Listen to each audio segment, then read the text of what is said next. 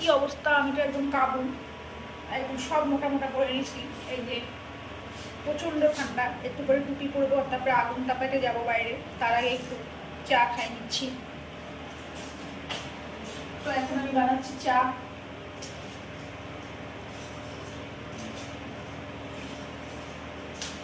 ঠান্ডায় উঠে না চা বানাতে ইচ্ছা করে, কিন্তু ওই যে বিকালের চা আমাকেই করতে হবে।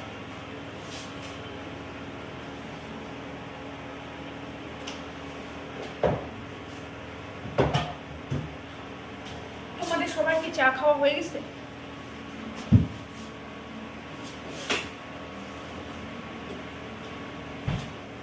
তো আমি এখন বানাচ্ছি চা। চা খেয়ে আমি যাবো হাত সেঁকতে। প্রচন্ড ঠান্ডা, প্রচন্ড, মনে হচ্ছে কি হাওয়া খাই, এত ঠান্ডা। আমি তো একদম ঠান্ডা কাতুরে, মানে আমার গরম ভালো লাগে।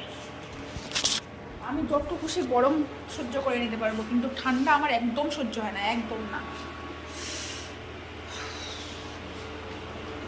তাই বলে আমি স্নান করি নাই এটা ভেবো না। আমি যতই ঠান্ডা পড়ে যায় স্নান কিন্তু করি, হতে পারে সেটা গরম জল, কিন্তু স্নান কিন্তু আমি রোজই করি। স্নান ছাড়া আমার একদম ভালো লাগে, কারণ আমি একদিন স্নান না করে দেখছিলাম, মানে ঠান্ডা কাকে বলে, অতিরিক্ত ঠান্ডা লাগে। তারপর থেকে আমি ভাবছি ঠান্ডা যতই পড়ুক আমি গরম জল দিয়ে হলেও স্নান করবো। তো স্নান কিন্তু আমি করছি, বিশ্বাস না হলে দেখতে পারো, এখনও চুল কিন্তু আমার ভেজা ভেজেই, আর চুল ভিজায় স্নান করি আমি খুব কম। কোথাও যাওয়ার থাকলে বা কিছু করার থাকলে তখন আমি চুলটা ভিজাই না, কিন্তু সেটা খুব কম। আমি চেষ্টা করি চুল ভিজায় স্নান করতে। একেই আমার এত লম্বা লম্বা চুল। যাই হোক, আমার চাটা হচ্ছে, একটু চামচ দিয়ে নাড়িয়ে ফুটিয়ে দিই। তো চলো আমি এখানে চাটা বানাই।